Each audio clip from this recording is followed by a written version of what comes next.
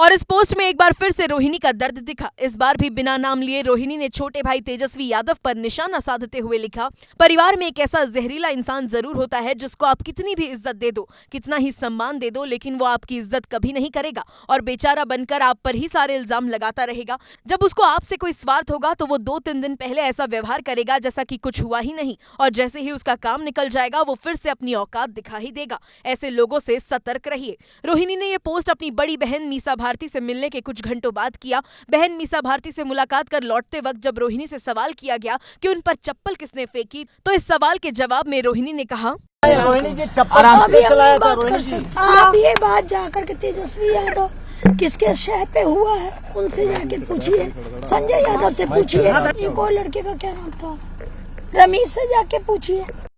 और इस पोस्ट में एक बार फिर से रोहिणी का दर्द दिखा। इस बार भी बिना नाम लिए रोहिणी ने छोटे भाई तेजस्वी यादव पर निशाना साधते हुए लिखा, परिवार में एक ऐसा जहरीला इंसान जरूर होता है जिसको आप कितनी भी इज्जत दे दो, कितना ही सम्मान दे दो, लेकिन वो आपकी इज्जत कभी नहीं करेगा और बेचारा बनकर आप पर ही सारे इल्जाम लगाता रहेगा। जब उसको आपसे कोई स्वार्थ होगा तो वो 2-3 दिन पहले ऐसा व्यवहार करेगा जैसा कि कुछ हुआ ही नहीं, और जैसे ही उसका काम निकल जाएगा वो फिर से अपनी औकात दिखा ही देगा। ऐसे लोगों से सतर्क रहिए। रोहिणी ने ये पोस्ट अपनी बड़ी बहन मीसा भारती से मिलने के कुछ घंटों बाद किया।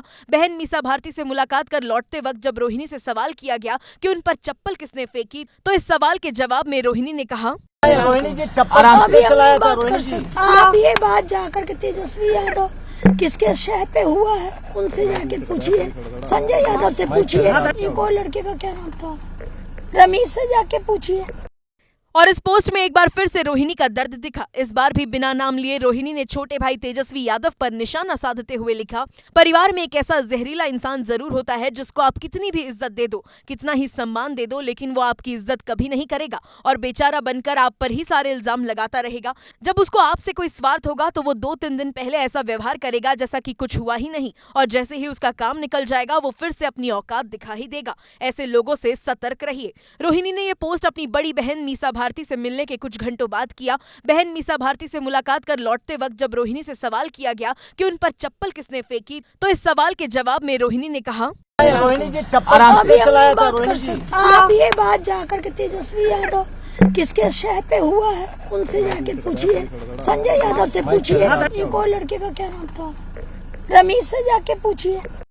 और इस पोस्ट में एक बार फिर से रोहिणी का दर्द दिखा। इस बार भी बिना नाम लिए रोहिणी ने छोटे भाई तेजस्वी यादव पर निशाना साधते हुए लिखा, परिवार में एक ऐसा जहरीला इंसान जरूर होता है जिसको आप कितनी भी इज्जत दे दो, कितना ही सम्मान दे दो, लेकिन वो आपकी इज्जत कभी नहीं करेगा और बेचारा बनकर आप पर ही सारे इल्जाम लगाता रहेगा। जब उसको आपसे कोई स्वार्थ होगा तो वो 2-3 दिन पहले ऐसा व्यवहार करेगा जैसा कि कुछ हुआ ही नहीं, और जैसे ही उसका काम निकल जाएगा वो फिर से अपनी औकात दिखा ही देगा। ऐसे लोगों से सतर्क रहिए। रोहिणी ने ये पोस्ट अपनी बड़ी बहन मीसा भारती से मिलने के कुछ घंटों बाद किया। बहन मीसा भारती से मुलाकात कर लौटते वक्त जब रोहिणी से सवाल किया गया कि उन पर चप्पल किसने फेंकी, तो इस सवाल के जवाब में रोहिणी ने कहा, रोहिणी जी चप्पल किसने चलाया था? रोहिणी जी आप ये बात जाकर के तेजस्वी यादव किसके शहर पे हुआ है उनसे जाके पूछिए, संजय यादव से पूछिए, एक और लड़के का क्या नाम था, रमेश से जाके पूछिए।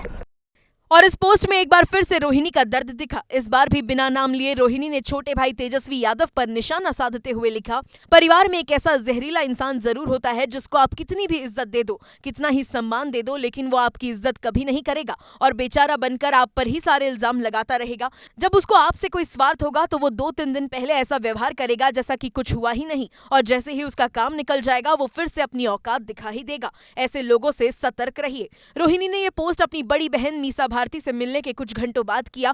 बहन मीसा भारती से मुलाकात कर लौटते वक्त जब रोहिणी से सवाल किया गया कि उन पर चप्पल किसने फेंकी, तो इस सवाल के जवाब में रोहिणी ने कहा, रोहिणी जी चप्पल किसने चलाया था? रोहिणी जी आप ये बात जाकर के तेजस्वी यादव किसके शहर पे हुआ है उनसे जाके पूछिए, संजय यादव से पूछिए, एक और लड़के का क्या नाम था, रमेश से जाके पूछिए।